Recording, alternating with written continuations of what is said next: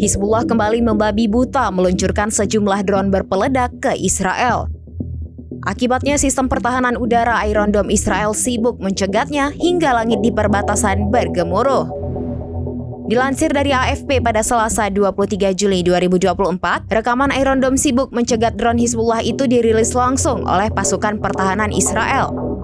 Dalam rekaman video tersebut, tampak rentetan drone berupaya menerobos ke Israel.